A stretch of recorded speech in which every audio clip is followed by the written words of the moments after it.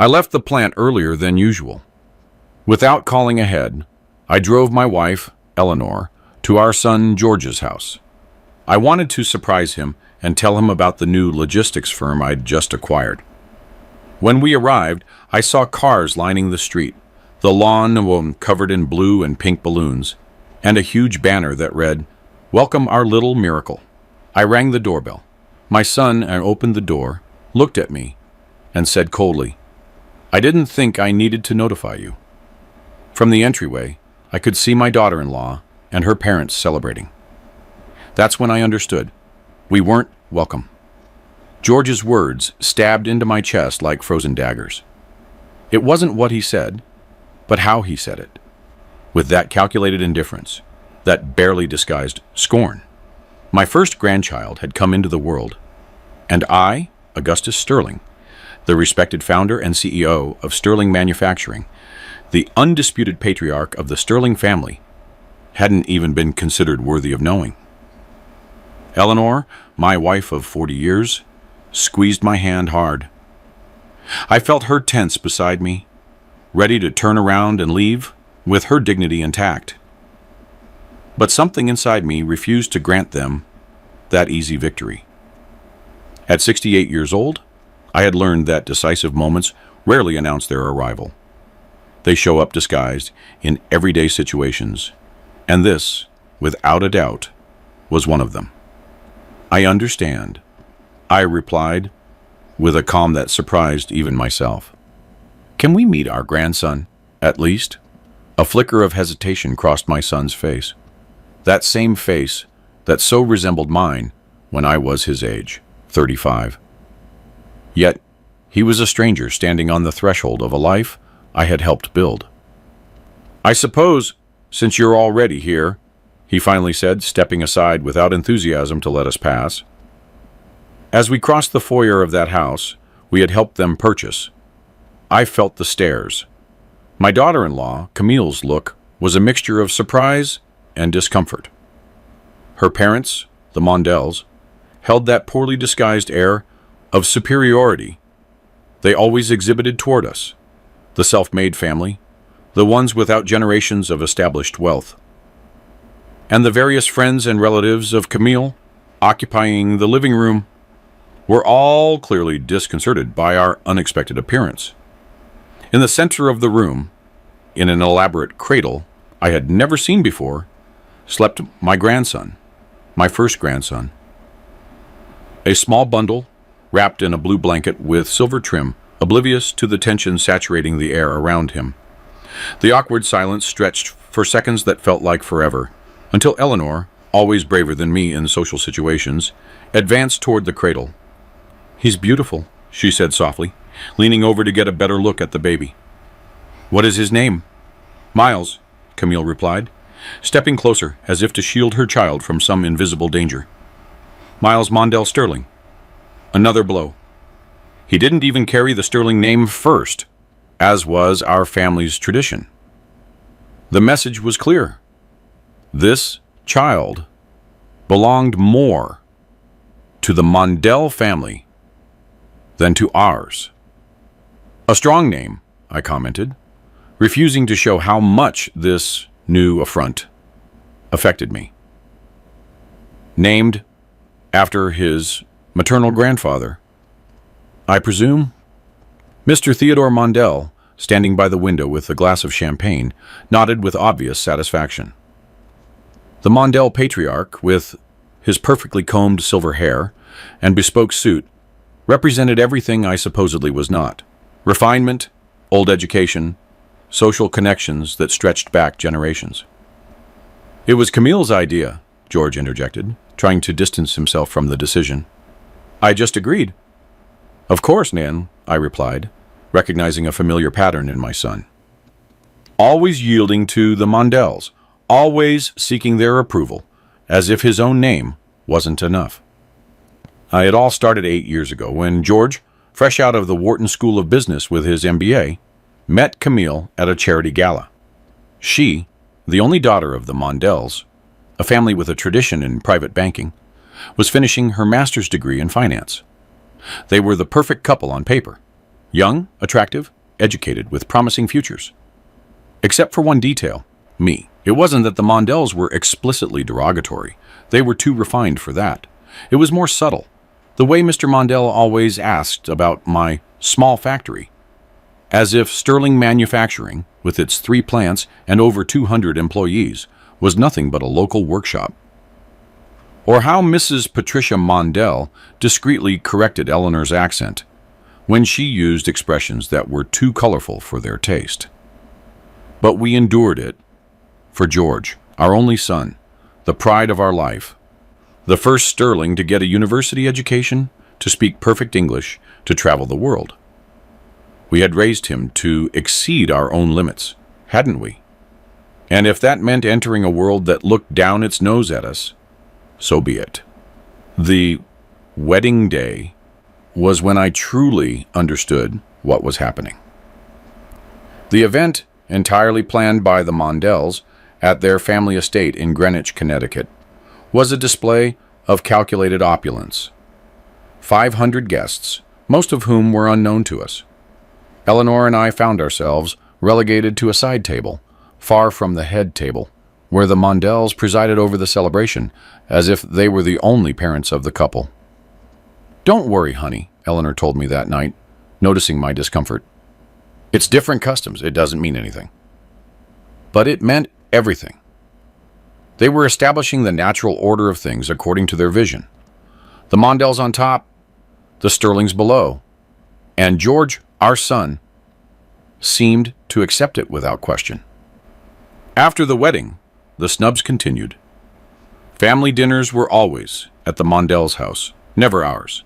Vacations were always with them, never with us. Important decisions, where to live, which car to buy, what to invest in, were always discussed with Mr. Mondell, rarely with me, even though my business experience was just as valid as his. Slowly, our son drifted away. Visits to our house became more spaced out, calls shorter, excuses more elaborate. We're very busy. Camille has a major project. We have unavoidable social commitments. And yet, we continued to support them. When they decided to buy a house, we gave them the full down payment. When George wanted to leave his executive job to launch his own venture, I backed him financially without question. When they needed a new car because the old one didn't adequately reflect their position, Eleanor sold some of her mother's jewelry to cover the difference. We did everything out of love, hoping that someday our son would remember where he came from, who we really were, the effort it took to give him the opportunities he enjoyed. 6 months ago, during one of their rare visits, Camille announced they were expecting their first child. The news lit up our lives.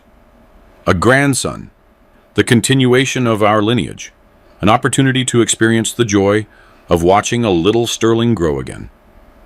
"We'll be right here," Eleanor promised, already mentally planning the nursery we would prepare in our house for when the baby visited. "And of course, whatever you need, we're here," I added, thinking of the new savings account I would open for the child's future. "Thank you, but we have everything covered," Camille replied with that polite but distant smile. "Dad is already setting up a trust fund for the baby, and Mom will be handling the nursery in their house for when we need help." The implication was clear. They didn't need our help. They didn't want our involvement. We were the secondary grandparents, the dispensable ones. In the following months, information about the pregnancy trickled out to us, always through brief calls or short messages. We were never invited to any doctor's visit, ultrasound, or prenatal celebration. When Eleanor suggested hosting a baby shower, Camille politely declined, informing us that her mother was already planning it and that it would be an intimate affair just for close friends and immediate family. And now, this. The baby had been born, and we hadn't even been notified. While everyone else celebrated the arrival of little Miles, we had been deliberately excluded from this crucial moment. "When was he born?" Eleanor asked, her voice betraying her contained emotion. "3 days ago," George replied, avoiding eye contact. "It all happened very quickly." "3 days," Eleanor repeated. "And you didn't think your parents might want to know immediately?" An uncomfortable silence fell over the room. The guests pretended not to hear, suddenly focusing on their drinks or forced conversations among themselves. "And we were very busy with the doctors and the paperwork," George began. "It was a complicated delivery," Camille interrupted, her tone suggesting we were being insensitive for questioning their silence. "We needed time to adjust, to rest." "Of course," Eleanor conceded, always the diplomat. "The important thing is that both of you are well now." "Can I get a closer look at him?" I asked, moving toward the cradle where my grandson slept. Camille exchanged a quick glance with her mother, who nodded slightly. "Sure," she replied, with a smile that didn't reach her eyes. I leaned over the cradle and looked at my grandson's face for the first time. His brow was furrowed, as if concentrating on some important dream, and his small fists were clenched against his chest. I immediately recognized George's chin, the same one he had inherited from me, and something in the shape of his eyes reminded me of my father. A knot formed in my throat. This tiny being carried my blood, continued my lineage, yet they had decided I didn't deserve to be a part of his arrival into the world. "He's identical to you when you were a baby," Eleanor told George, who remained silent, as if the comparison made him uncomfortable. "Everyone says he looks more like the Mondell side," Mrs. Mondell commented, approaching. "He has Theodore's nose, and definitely Camille's eyes." "Sterling features are strong," I replied, straightening up to my full height. "They may take a while to appear, but they always do." A tense silence followed my comment. Mr. Mondell then approached with that studied elegance he always exhibited. "Augustus, Eleanor, what a surprise to have you here," he said, as if he had only just noticed our presence. "We were planning to call you tomorrow to share the happy news. Camille needed these first few days to recover properly." 3 days, Eleanor corrected softly. 3 days without knowing our grandson had been born. "Time flies when you're busy with a newborn," Mrs. Mondell interjected, downplaying the issue. "We've barely slept, organizing everything to ensure Camille and the baby have everything they need." "I understand," I said, even though I understood nothing. Why was it so difficult for them to send a simple text message? "And everything went well with the delivery? No complications? Nothing serious?" Camille replied, sitting on the sofa as if our conversation exhausted her. "It was just longer than expected." 36 hours, Mrs. Mondell added proudly, as if the merit were hers. "My daughter is a warrior." "That must have been very difficult," Eleanor commented, approaching Camille with genuine concern. "Are you getting enough rest? When George was born, I could barely move for the first few days." "I have all the support I need," Camille replied, looking toward her mother. "Mom has practically moved in with us this week." Another stab. The message was clear. The valuable, necessary grandmother was Mrs. Mondell. Eleanor was dispensable. Her experience and support unnecessary. "We could help too," I ventured to suggest. "Our house is closer than your parents', Camille. And Eleanor has experience with babies, not just with George, but with her nieces and nephews too." An awkward silence followed my offer. George looked at Camille, who in turn looked at her mother in that strange hierarchy they seemed to have established. "That's very kind of you, Mr. Sterling," Camille finally replied, "but we have everything organized. My mother is staying this week, and then my Aunt Constance, who is a nurse, is coming. We don't want to cause you unnecessary inconvenience." "Helping to care for our grandson would never be an inconvenience," Eleanor replied, her voice firm despite the obvious disappointment. "Of course not," Mr. Mondell intervened, adopting a conciliatory tone. And there will be many opportunities for everyone to share time with little Miles. But these first few days are crucial for establishing routines, and too many people intervening could be counterproductive. Too many people? Eleanor repeated quietly. I understand. The tension in the room was palpable. The other guests, clearly uncomfortable with the situation, began to discreetly say their goodbyes. In less than 10 minutes, the room had almost completely emptied, leaving only us, the Mondells, George, and Camille. I think we should leave too, Eleanor finally said, always intuitive. Camille needs to rest, and our visit was unexpected. We appreciate you coming, Mrs. Mondell replied, with that hollow courtesy so characteristic of her. I'm sure George will call you tomorrow to arrange a more planned visit. I was preparing to say goodbye when the baby began to cry. A potent, demanding wail filled the room, interrupting the exit the Mondells were so eager to facilitate. Instinctively, Eleanor moved toward the cradle. 35 years had passed since we had George, but those maternal reflexes were still intact in her. Let me help you, she said to Camille, who had also gotten up to attend to the baby. It's not necessary, my daughter-in-law replied, placing herself between Eleanor and the cradle with a swiftness that was almost offensive. I'll take care of it. Eleanor backed away as if she had been slapped. Camille picked up the baby with evident awkwardness, rocking him with stiff movements, while the little one continued to cry louder. Maybe he's hungry, Mrs. Mondell suggested, approaching. Do you want me to prepare the bottle? Let me try to soothe him first, Camille replied, visibly exhausted and inexperienced. The baby's crying continued to grow louder. Camille seemed increasingly nervous, and the atmosphere in the room tightened by the second. May I? Eleanor asked softly, extending her arms toward her grandson. Sometimes a baby just needs different arms for a moment. Camille hesitated, looking at her mother again for approval. Mrs. Mondell frowned but nodded slightly, perhaps recognizing that the situation was becoming uncomfortable for everyone. With evident reluctance, Camille handed the baby to Eleanor, who took him with the confidence that only years of experience provide. She immediately began to rock him with soft, rhythmic movements, whispering soothing words near his small ear. To everyone's astonishment, especially the Mondells, the baby began to calm down. His crying gradually diminished into small hiccups, and finally into a satisfied silence as he nestled against his paternal grandmother's chest. You have the magic touch, I commented proudly, watching my wife hold our grandson for the first time. It's just practice, she replied humbly, though her eyes shone with emotion, and knowing the different types of cries. This one was from discomfort, not hunger.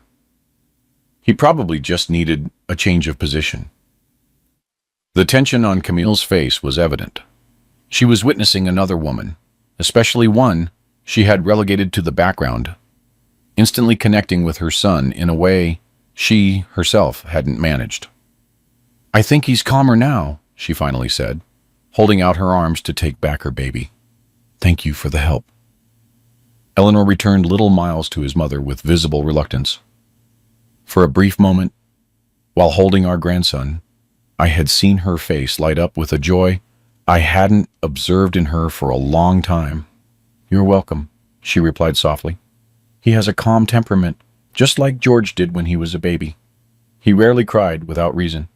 George, who had remained strangely silent throughout the episode, seemed uncomfortable at the mention of his own childhood. It's late, he said abruptly, and Camille needs to rest. I understood the hint. It was time for us to leave. Of course, I replied, taking Eleanor's hand. We just wanted to meet our grandson. Now that we have, we'll take our leave. We appreciate the visit, Mrs. Mondell said with that mechanical courtesy. And we apologize for not informing you sooner. As you can appreciate, these have been very intense days. We understand perfectly, I replied, though it wasn't true. I understood nothing of what was happening. This deliberate exclusion, this invisible barrier they had built between us and our own son. We said goodbye with the formality of strangers, promising to call before our next visit. As we walked toward our car, I felt the weight of what had happened finally settle onto my shoulders. "What did we do wrong, Eleanor?" I asked, when we were alone, my voice slightly breaking. "At what point did we lose our son?" Eleanor remained silent for a few moments, her gaze lost on the house we were leaving behind.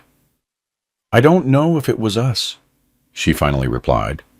"Maybe it's the world he chose to live in, a world where people like us don't fit in so easily." "People like us," I repeated bitterly. "Hardworking, honest people who built everything from scratch. Is that what he's ashamed of now?"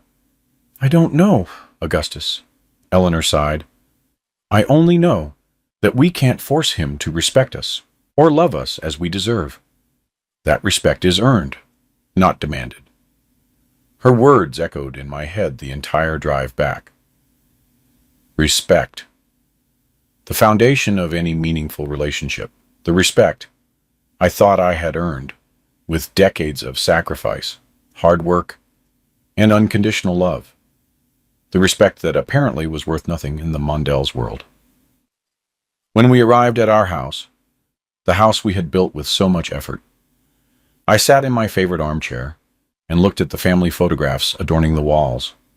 George, as a baby, a boy, a teenager, an adult, a lifetime captured in images that seemed to belong to another reality. A family that no longer existed. It was then that I made a decision. I would not be humiliated again. I would not allow my own son, the person for whom I would have given my life without hesitation, to treat me like a dispensable stranger. I would not let the Mondells define my worth as a father, a grandfather, or a man. It was time to remind everyone who Augustus Sterling truly was. The opportunity came sooner than expected. 2 days after our unfortunate discovery, I received a call from George. His tone was formal, distant, as if he were talking to a work colleague and not his father. "Dad, we're organizing Miles's christening for next month," he informed me without preamble. "I wanted to confirm the date so you can pencil it in." "A month?" I asked, surprised. "That's quite soon, isn't it? The Mondells have a tradition of christening newborns before they turn 2 months old," he explained, as if I should know the ancestral customs of a family that clearly considered me inferior. "And Mr. Mondell already spoke to the bishop to reserve St. Bartholomew's Church." "St. Bartholomew's," I repeated, assimilating the information. "I see.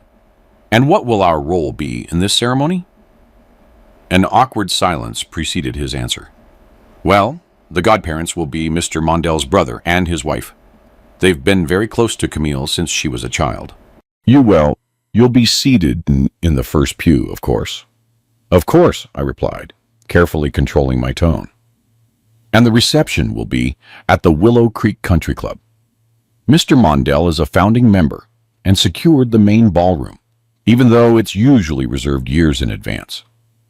Every word was further confirmation of what I already knew. The Mondells were orchestrating everything, using their connections, their status, to demonstrate who held the real power in this relationship. "Sounds splendid," I commented. "It must be costly." Another awkward silence. "Mr. Mondell insisted on taking care of everything," George finally replied. "He says it's tradition for the maternal family to host the first grandchild's christening." "First time I have heard that tradition," I responded, not bothering to hide my skepticism. "But since Mr. Mondell is so generous, I wouldn't want to interfere." "Dad," George began with that condescending tone he had adopted lately. "It's not about generosity. It's simply how things are done in their circle." "Their circle?" I repeated. "A circle where apparently your parents have no place?" "That's not it," he protested weakly. It's just that they have certain traditions, certain protocols. Protocols that include excluding the paternal grandparents from the birth of their grandson. I replied, unable to contain my bitterness. I understand perfectly, son. An exasperated sigh on the other end of the line. I don't want to argue over the phone, Dad.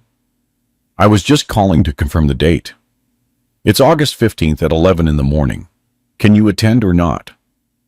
Of course we'll attend, I replied, with a calm I didn't feel. We wouldn't miss the christening of our only grandson for anything in the world. Fine. I'll send you the formal invitation next week when they are ready. We'll be waiting, I replied. And George? Your mother and I want to be part of Miles's life. Truly. Significantly. Not just as guests at formal events organized by the Mondells. Another, longer silence. I'll talk to Camille about it. He finally replied, non-committally. Do it, I insisted.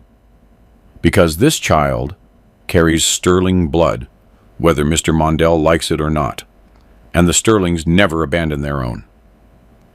I hung up before he could respond.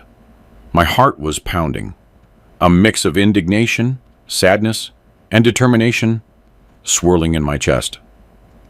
Eleanor, who had heard my side of the conversation, looked at me with an expression that mixed concern and pride. What are you planning to do? She asked, knowing me well enough to sense something brewing in my mind.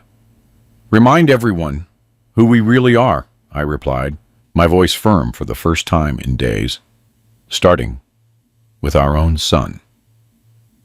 I picked up my phone again and dialed a number I rarely used. After 3 rings, a familiar voice answered. Morales and Associates Law Firm. Good afternoon. Good afternoon, Counselor. This is Augustus Sterling. I need to make some changes to my will and the ownership structure of my companies. When could you see me? For you, there's always time, Mr. Sterling. How does first thing tomorrow morning sound? Perfect, I replied. There are family matters that require legal clarity. When I hung up, Eleanor watched me with a mixture of curiosity and apprehension. You're not going to do anything drastic, are you? She asked cautiously. Only what's necessary, I replied, feeling a new energy course through my body. What is fair and necessary, so that everyone understands that respect isn't bought with surnames or social connections. It's earned through actions, integrity, and loyalty. That night, while Eleanor slept beside me, I stayed awake, planning every detail of what was to come. It wouldn't be a petty revenge or an emotional outburst. It would be a carefully calibrated lesson about the consequences of forgetting where we come from and to whom we owe what we are. Because I, Augustus Sterling, had built an empire from the ground up with these hands that were once calloused from hard labor. And no one, not even my own son, would make me feel less for it. Respect, as they were about to learn, is not taken for granted. Sometimes it must be remembered in ways no one can ignore. The following morning dawned with that clear, brilliant clarity so characteristic of a mid-Atlantic summer. As I prepared for my meeting with Counselor Morales, I felt strangely calm, as if the storm of emotions from the previous days had settled into a crystal-clear determination. Do you want me to come with you? Eleanor asked as we shared breakfast. I'd rather you go look for a gift for the baby, I replied. We need something special, something that represents who we really are. Eleanor studied me with that penetrating gaze that always seemed to read my deepest thoughts. It's not just a legal restructuring you're planning, is it? It's a redefinition, I replied, after considering it for a moment. Of who we are as a family, of our values, of our legacy. Don't do anything irreversible, Augustus, she warned gently. Wounded pride is a poor counselor. It's not pride, I corrected. Though maybe it's a little of that too. It's dignity, something we should never have allowed them to take from us. Counselor Morales received me in his office with that discreet efficiency I had always appreciated. At his age, he was one of those old-school lawyers, discreet, meticulous, and absolutely loyal to his lifelong clients. "Mr. Sterling," he greeted, shaking my hand firmly. "Tell me how I can help you." For the next hour, I meticulously outlined the changes I wanted to implement. It wasn't about disinheriting George or taking impulsive punitive measures.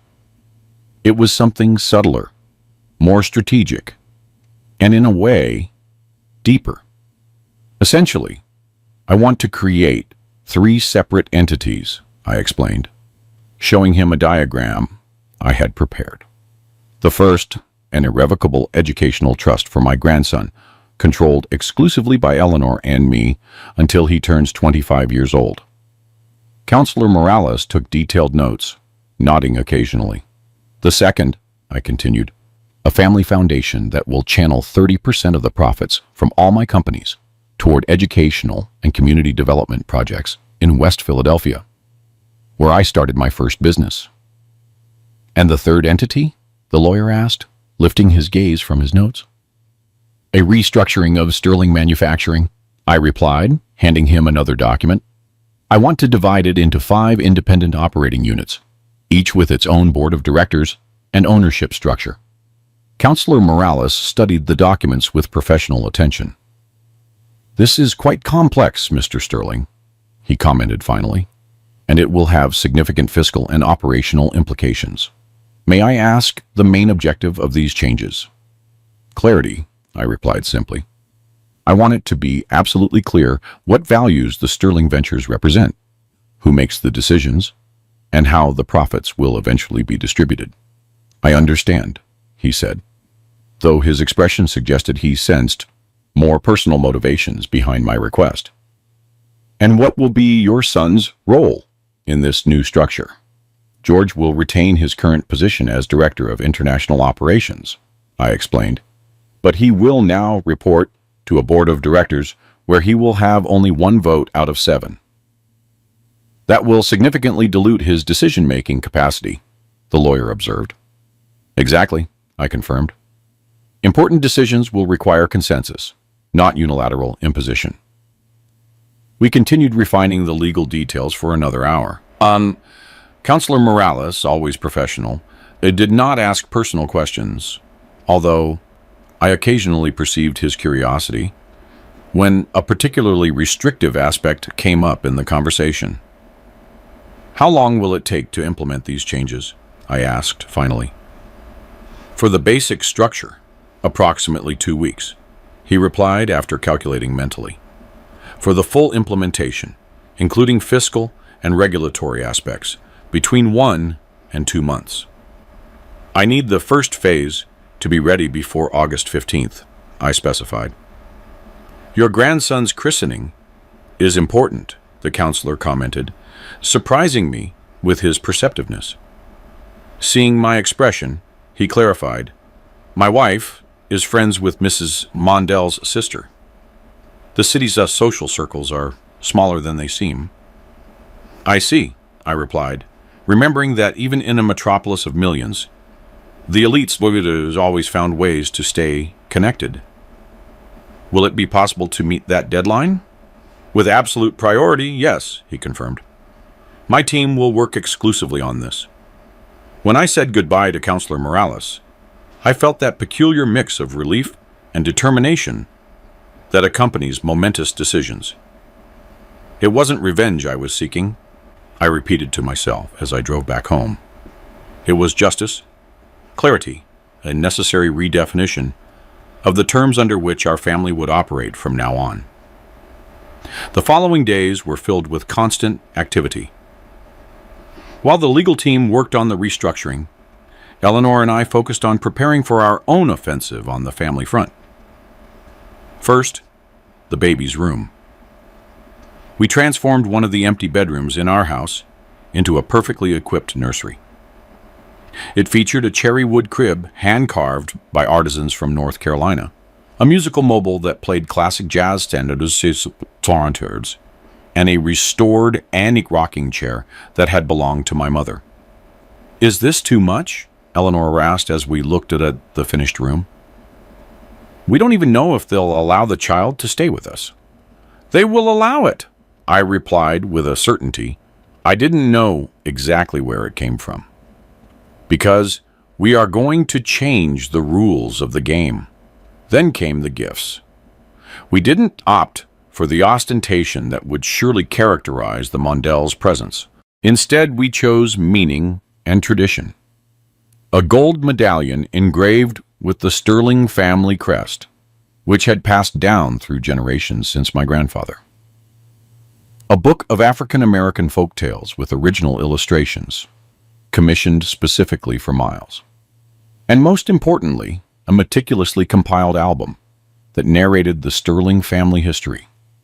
From my humble beginnings as a poor son in West Philadelphia to the present, documenting with photographs and newspaper clippings the ascent of a family forged by honest work, perseverance, and unbreakable values. "This is beautiful," Eleanor commented, carefully turning the pages of the album. "Our complete story, without frills or pretense. Our true legacy," I added, "not just companies or property, but examples of life, of overcoming, of integrity." We also arranged a visit to the small Baptist church where George had been christened 35 years ago. Pastor Johnson, elderly but with his memory intact, received us with the affection of one who had witnessed the most important moments of our family life. "So now you're a grandfather, Augustus?" he asked with that knowing smile that had always comforted me in difficult times. Life has wonderful ways of reminding us of our purpose in this world. "Sometimes it also has painful ways, Pastor," I replied, briefly sharing the situation with our son. The elderly pastor listened attentively, nodding occasionally, his eyes revealing deep comprehension without needing many words. "Respect is like a delicate plant," he commented when I finished my story. "It requires constant care, but it also knows when it is being neglected. Sometimes it needs severe pruning to bloom again with all its strength." "Do you think I'm doing the right thing?" I asked, seeking not so much approval as understanding from someone whose wisdom I had always valued. "I think you are doing what is necessary," he replied after considering it. "There are moments in life where we must remind those around us who we really are, not out of pride, but out of truth."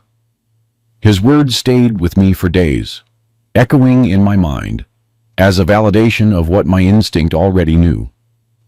This severe pruning was necessary for our family to heal and eventually bloom again.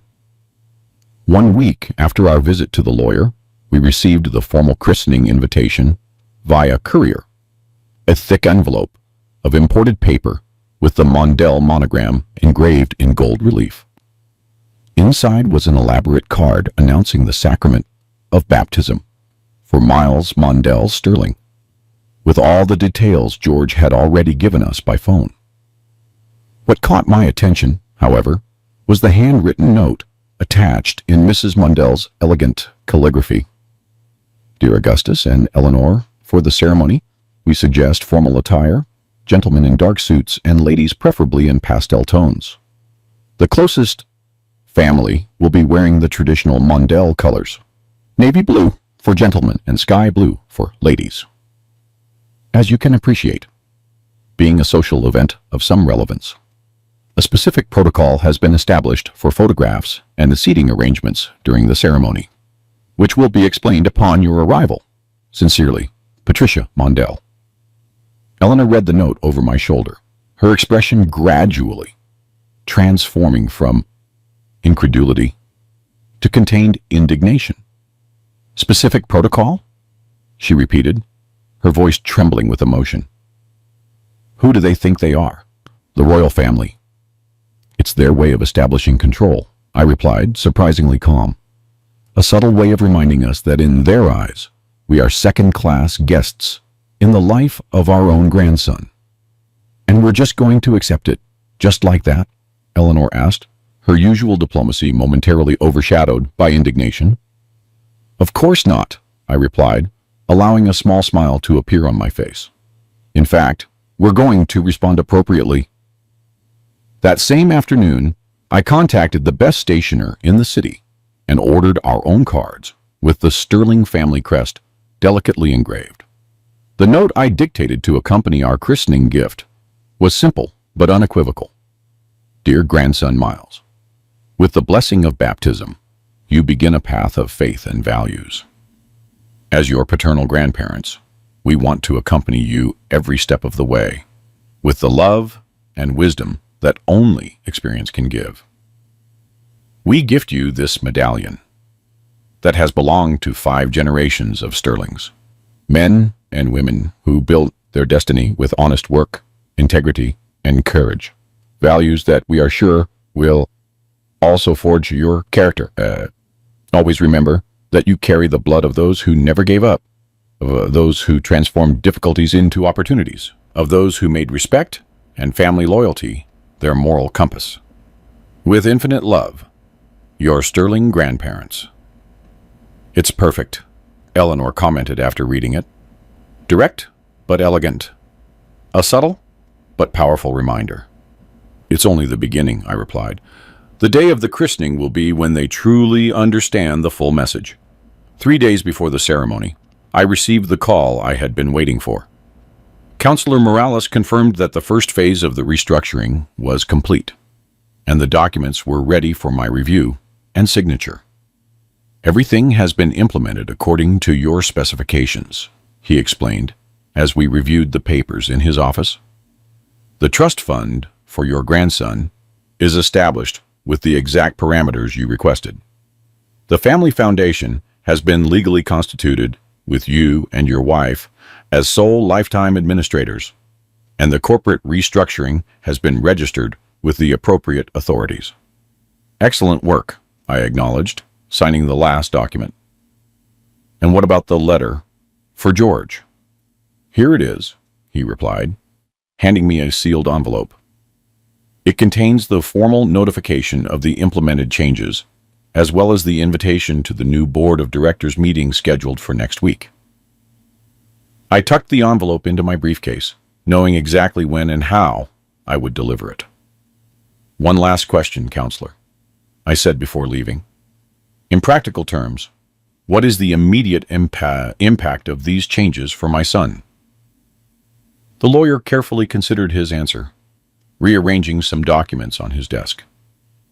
In practical terms, Mr. Sterling, your son retains his executive position and his current salary.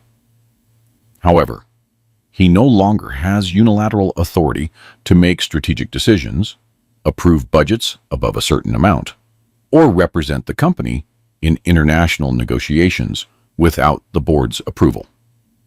And in terms of future patrimony, I insisted. The succession plan has been completely modified, he explained. He will no longer directly inherit majority control of the companies, but rather minority stakes in each operating unit, with specific performance and conduct clauses that must be met to maintain those stakes. Perfect, I replied, feeling a strange mix of satisfaction and sadness. It's exactly what I was looking for. Stepping out of the office, I paused on the sidewalk, contemplating the bustle of the city I loved so much, the city that had given me so much. A city that had witnessed my ascent from a young, resourceless entrepreneur to a respected businessman. A city that would now witness how I defended the dignity and values that had underpinned that ascent. The morning of the christening dawned clear and bright, as if even the weather wanted to cooperate with the scenic perfection the Mondells had undoubtedly meticulously planned. Eleanor looked spectacular in a deeply colored coral suit, deliberately moving away from the sky blue suggested by Mrs. Mondell, complemented by a pearl necklace that had belonged to her mother. I opted for a light gray suit, also in conscious deviation from the indicated dress code, with a tie in the traditional colors of West Philadelphia, my home. Ready to ruffle some peacock feathers? I joked as we got into the car. Eleanor smiled, that knowing, complicit smile we had always shared in the disjunctive moments of our lives. More than ready, she replied, carefully arranging the box containing our gifts for miles and none. It's time to remind them that the Sterlings may not have 5 generations of bankers, but we have something much more valuable.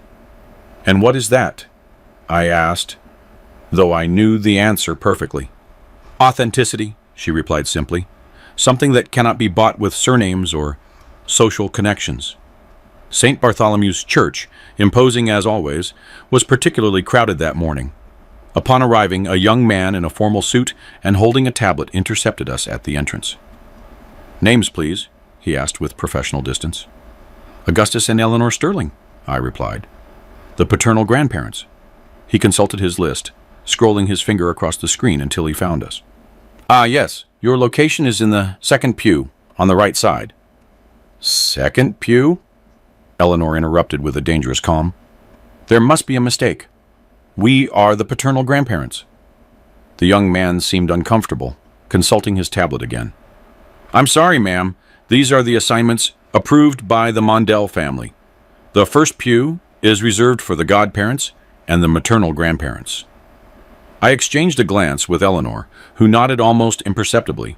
It was exactly the kind of situation we had anticipated.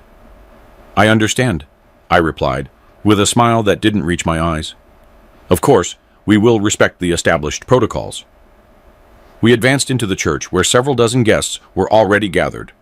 Most, we immediately noticed, belonged to the Mondell social circle. Bankers, prominent business owners, people whose faces regularly appeared in the society pages, but who rarely mixed with the self-made like us. Mr. Mondell and Mrs.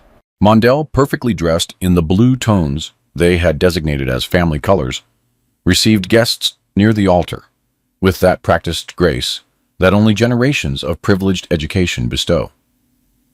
Next to them, Camille held little Miles, dressed in a christening outfit that looked like a family heirloom, elaborately embroidered and clearly costly.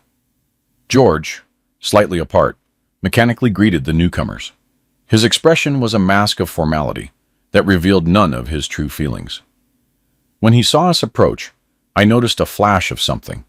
Surprise, discomfort, guilt, briefly cross his face. Mom?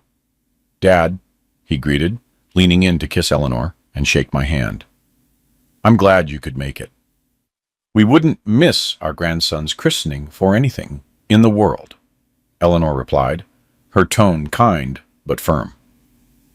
Although it seems our presence wasn't considered a priority in the seating arrangements. George had the decency to look uncomfortable. It was the godparents' decision, he explained weakly. They organized the whole ceremony with Mr. Mondell's help. Of course, I replied, not entirely hiding my skepticism. Can we say hello to our grandson? Sure, he responded, guiding us toward where Camille was chatting animatedly with her parents. The contrast between our attire and that of the Mondell family couldn't have been more evident. Our vibrant colors stood out among the uniform blue tones they had adopted, a visual reminder of our refusal to be assimilated into their homogeneous vision of the appropriate family. Camille, George called, interrupting the conversation. My parents want to greet Miles. My daughter-in-law turned, her social smile immediately in place, though I noticed her eyes critically scanning our outfits, registering our deliberate deviation from the established code. Mr. Sterling, Eleanor, she greeted with that superficial courtesy she always used with us. How wonderful that you could join us on this very special day. We wouldn't miss it, Eleanor replied, holding out her arms toward the baby. May I hold him for a moment? I saw the hesitation in Camille, that instant of doubt that revealed how unwelcome our affection for the child was. But with so many eyes watching, she had no choice but to yield. Of course, she replied, carefully handing over Miles. Just be careful with the christening gown. It's a Mondell family heirloom. It's been in the family for 5 generations. Impressive, I commented, watching the baby in Eleanor's arms. The Sterlings also have our family traditions, though perhaps less visible in museum showcases. Mr. Mondell, who had been listening to the conversation, intervened with that condescending tone he reserved especially for me. Traditions are the pillar of established families, Augustus. They lend continuity and meaning to the generations. I'm sure you have your own, in your own way. In our way, yes, I replied, maintaining my diplomatic smile. Traditions like honesty, hard work, unconditional family loyalty, values that aren't always reflected in material objects. An uncomfortable silence followed my comment, barely disguised by the rising chatter in the church. Mr. Mondell, accustomed to dominating any social exchange, seemed momentarily bewildered by my direct response. Mrs. Mondell, ever quick to save face, intervened with her decades-polished social skill. Speaking of family traditions, did you know that the bishop officiating the ceremony also baptized Camille 30 years ago? He's a close family friend. What a fortunate coincidence, Eleanor commented, gently rocking Miles, who observed her with dark eyes so similar to George's when he was a baby. We brought something special for the occasion, a sterling tradition. Oh, a gift? Mrs. Mondell asked with that polite curiosity that never reached her eyes. You can leave it on the gift table. The event assistant will take care of logging it properly. It's not just any gift, I corrected. It's a family inheritance, something every sterling firstborns has received at their christening for generations. I pulled the small box containing the gold medallion from my pocket, opening it to reveal the antique piece with the sterling crest engraved in relief. This medallion originally belonged to my great-grandfather, I explained, aware that several nearby guests were observing with curiosity. It has been passed down through generations as a symbol of our family history. Camille looked at the medallion with evident confusion, as if she didn't know exactly how to respond to this unexpected gesture. It's very thoughtful, she finally replied, but we've already selected the christening jewelry Miles will wear during the ceremony. They are Mondell pieces, of course. This isn't for the ceremony, I clarified, my voice firm but cordial. It's a personal legacy, something Miles will keep his entire life as a reminder of who he is and where he comes from both sides of his family. I saw Mr. and Mrs. Mondell exchange glances, clearly uncomfortable with this direct assertion of our presence in the child's life. George, for his part, looked at the medallion with an expression that mixed recognition and something else. Nostalgia, perhaps. Memories of his own childhood, when values like family tradition and mutual respect were unquestionable foundations. The ceremony is about to begin, Mrs. Mondell announced suddenly, consulting her watch. We should take our seats. Eleanor reluctantly handed Miles back to Camille, not without first whispering something into the baby's ear that I couldn't hear. I saw my daughter-in-law tighten slightly, but she kept her social smile intact as she moved away with the child toward the group formed by the godparents. As we headed to our assigned seats in the second row, I noticed several guests watching us with barely disguised curiosity. We were the discordant note in this symphony, perfectly orchestrated by the Mondells.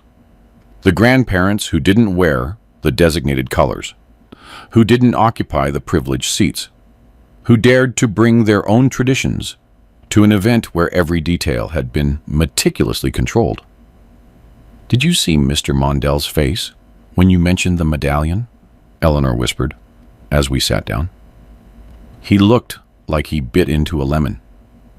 This is just starting, I replied in a low voice, adjusting the envelope containing the legal notification in the inner pocket of my jacket. The real message will arrive after the ceremony. The ceremony proceeded with the pompous solemnity one would expect. The bishop, clearly familiar with the Mondells, repeatedly mentioned the distinguished family little Miles was joining, the noble tradition that would now continue through him. Of us, the Sterlings, not a word. It was as if half the child's lineage simply didn't exist, conveniently erased from the official narrative. I observed George throughout the ceremony. He remained slightly apart from Camille, who held the baby surrounded by her parents and the godparents, as if they formed an impenetrable circle. My son seemed uncomfortable, out of place in what should have been one of the most significant moments of his fatherhood. It was possible he was starting to feel the weight of his own exclusion. When the sacrament concluded, guests began moving toward the church exit, where a fleet of luxury cars waited to transport them to the Willow Creek Country Club for the reception. Eleanor and I deliberately lagged behind, waiting for the opportune moment to execute the next phase of our plan. "Are you sure about this?" Eleanor asked as we watched the crowd disperse. "Once you do it, there'll be no going back." "I'm completely sure," I replied. "It's not about revenge. It's about dignity. It's about reminding everyone, especially George, who we really are."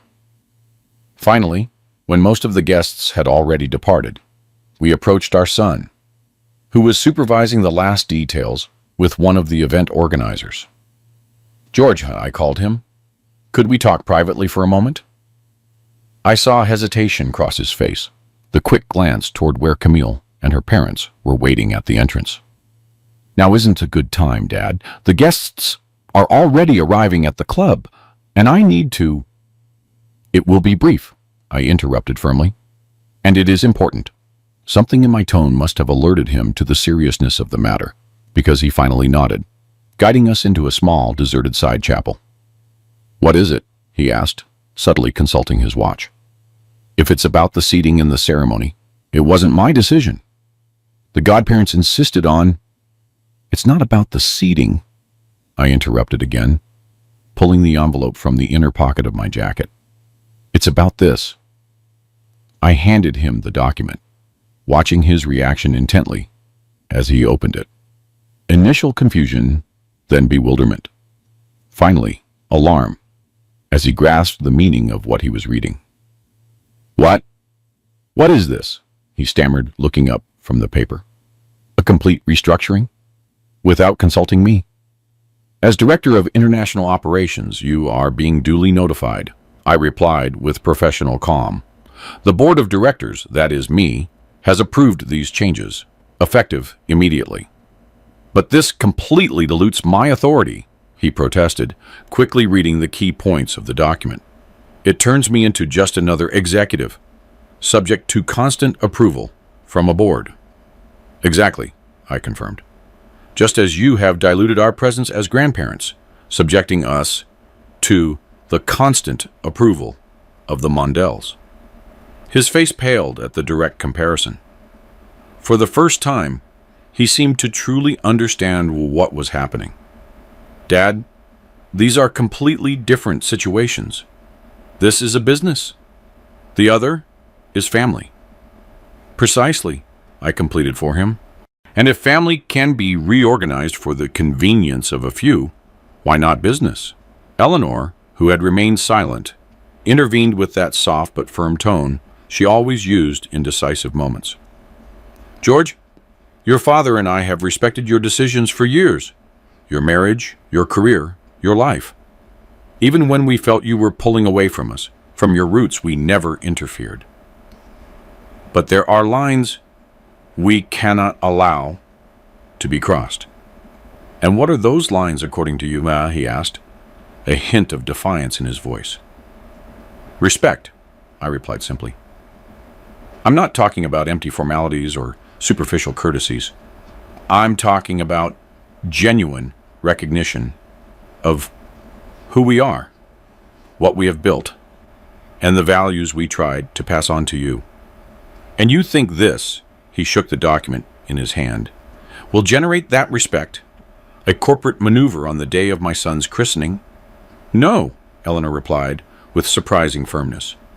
"Respect isn't generated by maneuvers. It's earned through congruity, through consistent actions, through lived values. Something you apparently forgot when you allowed the Mondells to decide that your own parents didn't deserve to know their grandson had been born." The direct mention of the incident that had triggered everything seemed to visibly impact him. For a moment, it looked like he was going to defend himself, to offer excuses again about how busy they had been. But then something unexpected happened. His posture subtly changed. His shoulders dropped slightly, and in his eyes I saw a flicker of something I hadn't seen in a long time. Recognition. "I know," he finally said, his voice barely audible. "You know," I repeated, confused by this turn. "I know I've allowed situations I should never have tolerated," he continued, running a hand over his face in a gesture of deep weariness. "It wasn't conscious at first, but then it became easier to yield than to confront." "Confront what, exactly?" Eleanor pressed softly. "The expectations of the Mondells, of Camille, of the social circle we now move in," he explained. "It's like there are two Georges, the ambitious executive rising in the corporate world, and the son of Augustus and Eleanor Sterling, the boy who grew up valuing honest work and family above all else." A silence fell as we assimilated his words. It wasn't a full apology, but it was something we hadn't seen in years. Genuine vulnerability, recognition of an internal dissonance. "And which of those George do you want to be for your son?" I asked finally. The question seemed to hit him hard. He lowered his gaze to the document in his hands. Then he directed it toward the main nave of the church, where minutes earlier his son had been christened. "I don't know," he admitted with surprising honesty. "For so long I thought I could be both, take the best of both worlds. But events like today make me realize I might have been losing something essential in the process." "It's not too late to get it back," Eleanor said, her voice softening. "As long as you truly want to." George looked at us alternately, assessing the sincerity of our words, the real possibility of change. "And this?" he asked finally, holding the document. "Is it definitive?" "As definitive as you want it to be," I replied. "The legal changes are implemented and structurally irrevocable. But your role within that new structure, that can evolve according to your own decisions." "What exactly do you mean?" His tone showed caution, but also genuine interest. "I mean that this restructuring is not intended to punish or exclude you," I explained. It seeks to establish a new order based on real merit, not automatically inherited rights. If you demonstrate through actions that you understand and share the fundamental values of the Sterling Ventures, your influence and participation will grow naturally. And those fundamental values are the same ones we tried to instill in you since childhood," Eleanor interjected. "Honesty, hard work, loyalty, respect for everyone, regardless of their origin or position. And above all, family, true family. Not as an abstract concept or a tool for social status, but as a lived reality every day." Another silence, this one more prolonged. I could almost see the gears turning in my son's mind, evaluating options, consequences, possible paths. "Camilla and her parents won't understand this," he finally said. "For them, changes like this are declarations of family war." "We are not seeking war," I corrected. "We are seeking balance, to remind everyone, including yourself, that being a Sterling means something, that our values and our history deserve respect, not because of surnames or lineage, but because of concrete actions, because of integrity demonstrated over time." The sound of heels echoing on the marble interrupted our conversation. Camille appeared at the chapel entrance, her expression a mixture of impatience and suspicion. "George, everyone is waiting," she announced, her gaze alternating between us and the document in my son's hands. "The guests are asking for the baby's parents." "I'm coming," he replied, carefully folding the paper and tucking it into his pocket. "Just one more moment." Camille hesitated, clearly unaccustomed to her instructions not being immediately obeyed. Finally, with a gesture of resignation, she withdrew, not without shooting us a look that mixed curiosity and suspicion. "I have to go," George said when we were alone again, "but this conversation isn't over." "Of course not," I confirmed. In fact, it's just beginning. Will you come to the reception? He asked, a hint of hope in his voice that surprised me. I exchanged a glance with Eleanor, who nodded slightly. We'll be there, I confirmed, but on our own terms, not as mere decorative spectators in the great Mondal production. A fleeting smile, the first genuine one I had seen on his face in a long time, crossed his lips. I understand, he said simply. When he left, Eleanor and I remained silent for a few moments, assimilating what had happened. Do you think he truly understands? She finally asked. He's starting to, I replied, and that's more than I expected to achieve today. The reception at the Willow Creek Country Club was exactly as we had imagined. Opulent, perfectly organized, with that air of studied exclusivity the Mondells meticulously cultivated. Uniformed servers circulated with trays of champagne. A string quartet played classical music in a corner, and the guests, the cream of the capital's society, chatted in groups carefully arranged according to their social relevance. Our arrival caused the discreet stir we expected. Several guests observed us with barely disguised curiosity, surely noticing our deliberate deviation from the suggested dress code and wondering exactly what role we played in this meticulously choreographed celebration. Mr. Mondell, always the perfect host despite the circumstances, approached to receive us with that social smile that never reached his eyes. Augustus, Eleanor, I'm glad you could join the reception, he greeted, guiding us toward a table on the perimeter of the ballroom. We've reserved a place for you here, with some family friends. The table in question, I immediately noted, was significantly far from the head table, where the Mondells, the godparents, and presumably George and Camille with the baby would sit. Another calculated exclusion. Another subtle reminder of our peripheral position in their vision of the family. That's very thoughtful, I replied with deliberate ambiguity as I surveyed the ballroom. But before we sit down, we'd like to personally deliver our gift for Miles. Of course, Mrs. Mondell interjected, having approached silently. The gift table is by the entrance. The assistant will log your gift and ensure it reaches Camille and George. We prefer to deliver it personally, Eleanor insisted with that polite firmness she always employed in tense social situations. It's a family tradition. Mrs. Mondell exchanged a quick glance with her husband. That silent communication of those who have been together for decades and have perfected the art of handling awkward situations without losing composure. As you wish, Mr. Mondell finally conceded. They are at the head table, at the back of the room. We headed there, aware of the gazes following us.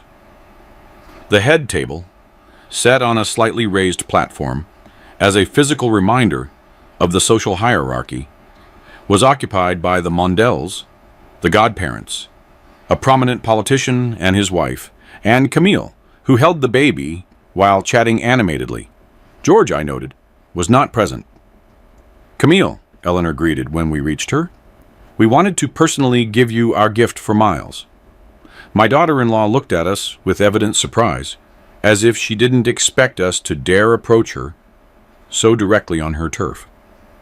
That's very kind, she finally replied, her breeding prevailing. You can leave it with the other gifts, and...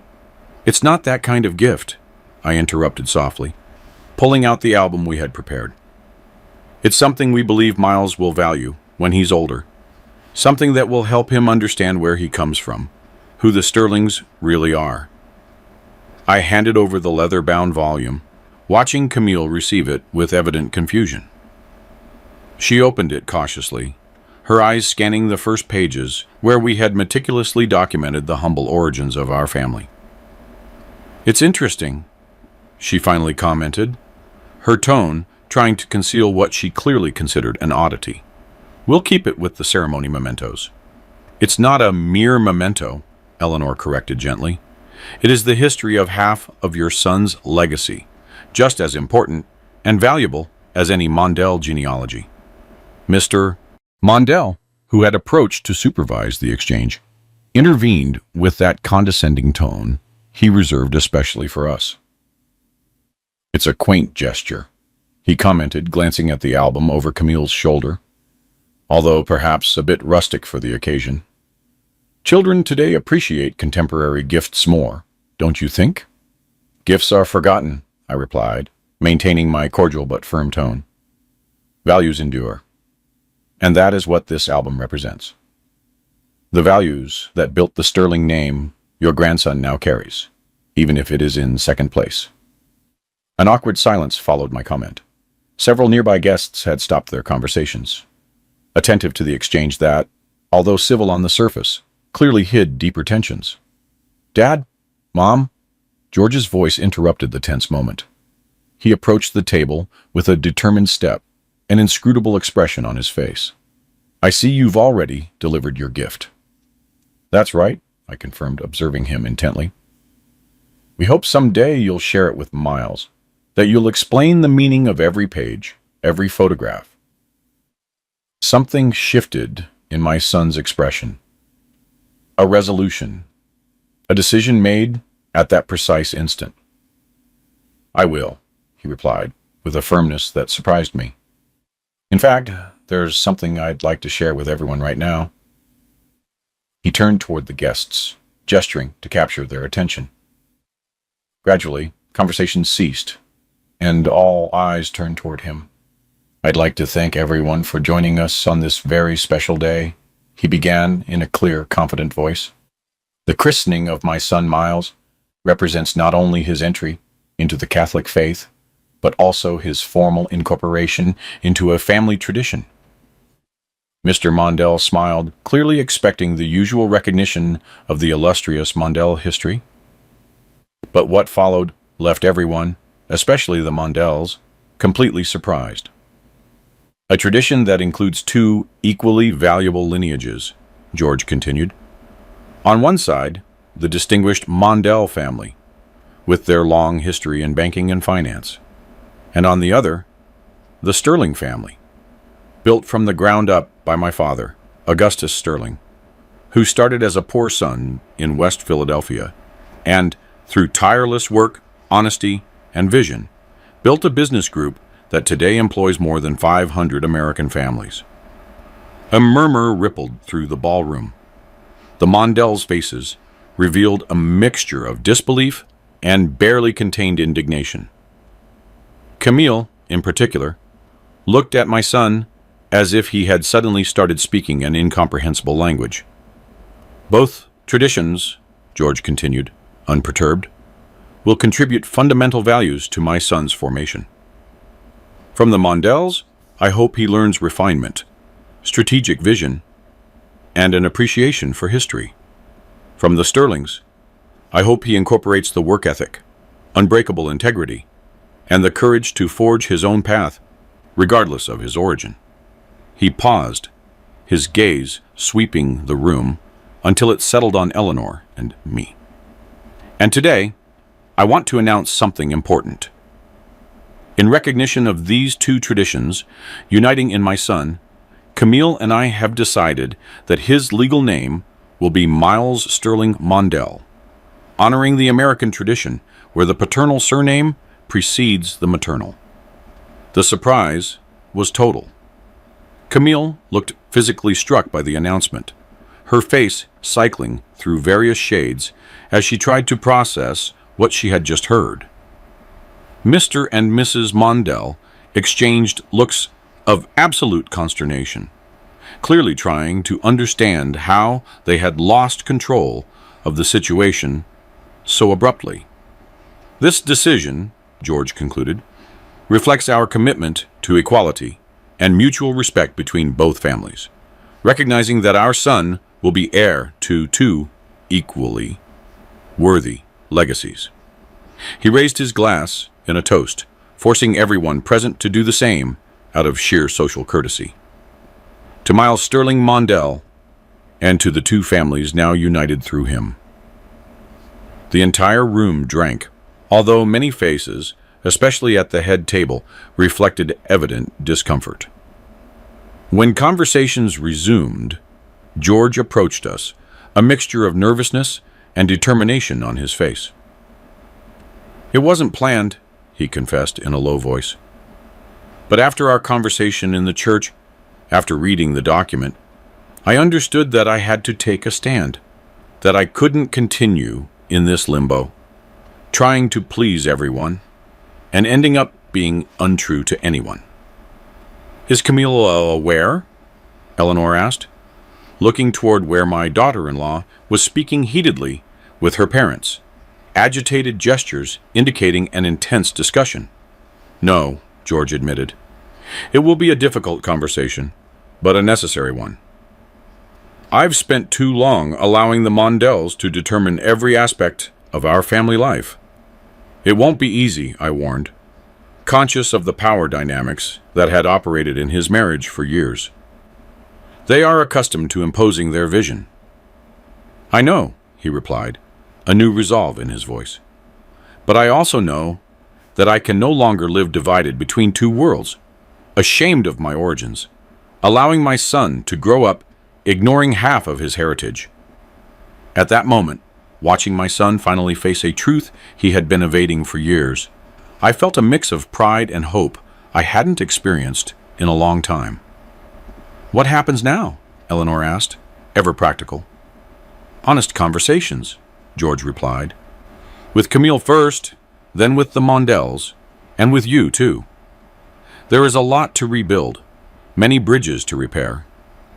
"We'll be here," I assured, placing a hand on his shoulder. "Not to impose, but to support, as it has always been, even if we all sometimes forgot it." The following days and weeks would be complex, filled with tensions and delicate negotiations. The corporate restructuring would continue its course, establishing new balances of power and responsibility. George's marriage would face difficult tests as he and Camille renegotiated the terms of their relationship, not just as a couple, but as parents of a child who now officially carried the Sterling name first.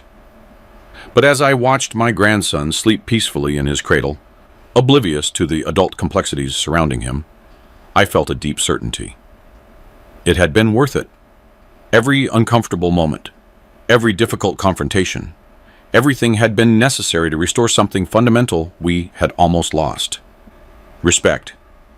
Not superficial respect based on surnames or social positions, but the deep respect founded on lived values, on authenticity, on mutual recognition of the inherent dignity of every person. "He's beautiful," Eleanor commented, approaching to gaze at the baby too. "He has your eyes and your determination," I replied, watching his small fists clench and unclench rhythmically in his sleep.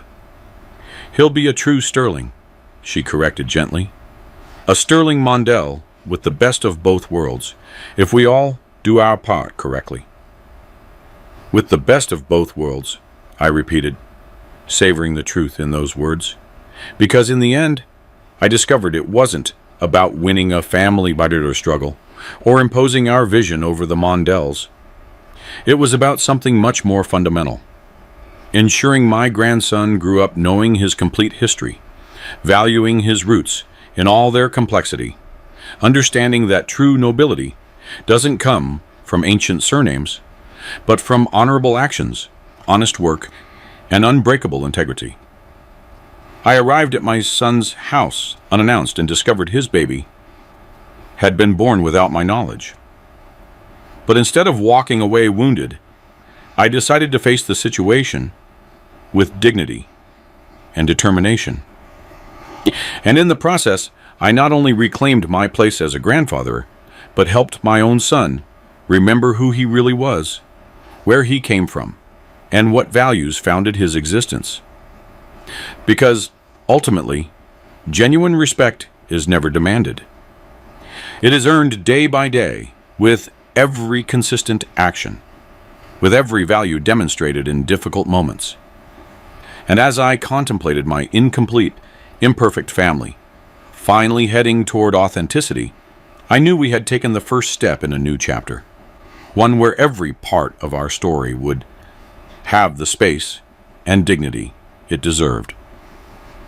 Little Miles Sterling Mondell would grow up knowing exactly who he was and where he came from. And that, perhaps, was the most important victory of all.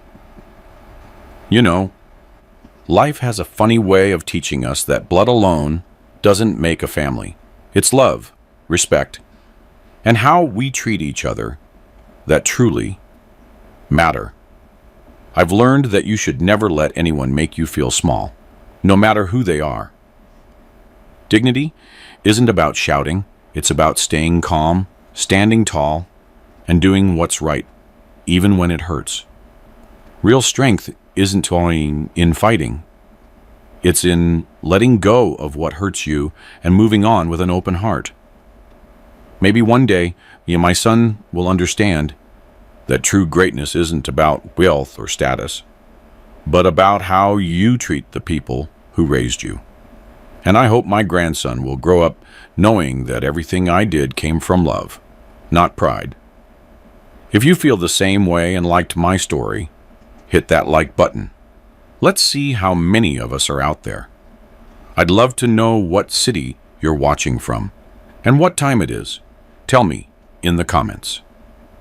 If you'd like to support my journey, you can send a small donation. Thank you for listening and sharing your time with me. For more life stories like this, check out the other videos on my channel and subscribe. I've added 2 new stories on the screen that I'm sure you'll enjoy. Click on one and start watching. With love,